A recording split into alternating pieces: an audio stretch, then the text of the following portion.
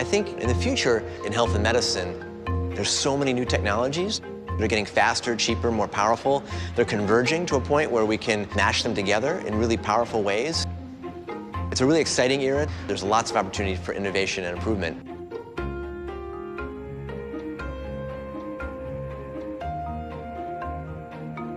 I'm Daniel Kraft. I'm a physician, scientist, entrepreneur.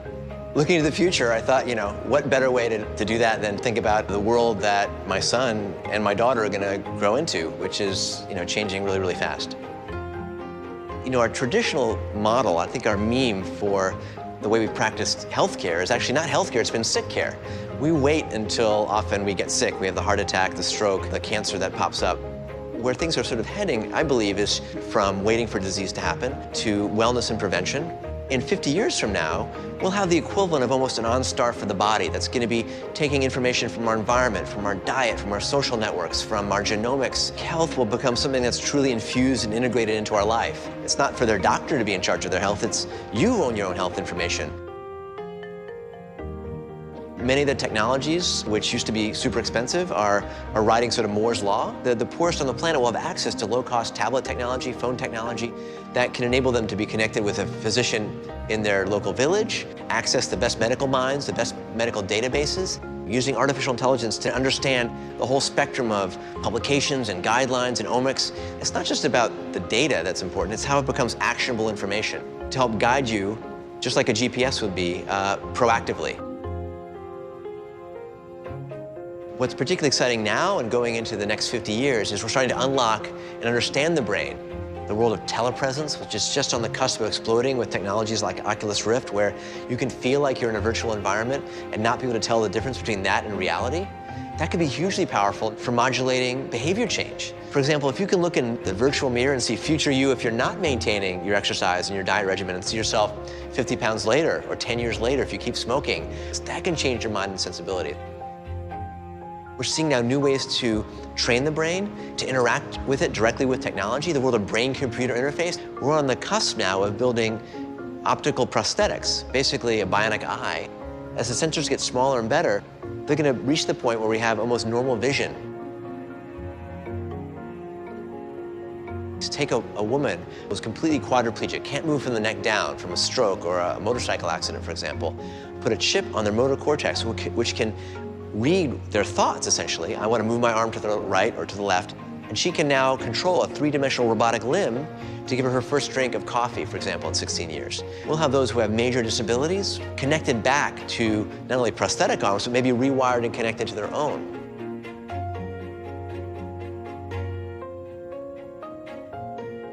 Alzheimer's today is a devastating diagnosis, which I think by 2064 will lead to a world where we won't wait for someone to get Alzheimer's. We're on the cusp of having imaging modalities that can pick up the plaques in a patient's brain 10 or 20 years before they're showing any clinical signs of Alzheimer's.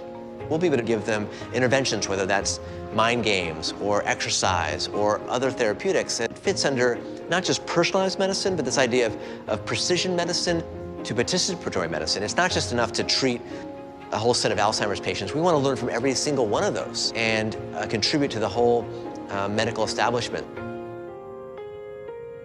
Imagine elements like our human genome, which cost millions of dollars 10 years ago, is down to about a $1,000 price point, and in 50 years, maybe the equivalent of $5 or $1 or even almost free. And I see the future being one where we'll 3D print a pill with your name on it, with your combination of drugs that help prevent the diseases you're at genetic and other risks for. 50 years from now, I would hope that many cancers are essentially cured because we're going to find them early. We're going to prevent them from happening in the first place for those who have the predispositions. We'll be taking every single tumor. We're going to sequence every tumor. We're going to understand the expression profiles. We're going to be able to model which drugs work for that individual patient in animal models and in simulations that are run in the cloud. And when you do need therapy, it's not going to be the one-size-fits-all pill that's off the shelf. We'll be personalizing that therapy using other agents that can scan the literature and know what's worked for other patients with similar subtypes and molecular pathways. Many cancers will become chronic diseases or be cured because we're going to apply very specific combinations and cocktails that really match that individual's cancer.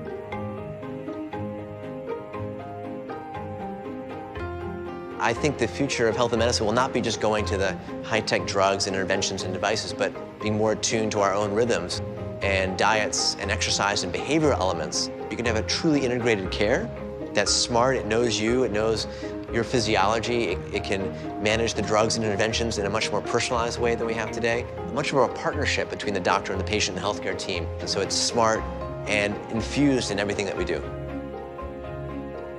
The future's coming faster than we think. We won't wait for disease to happen.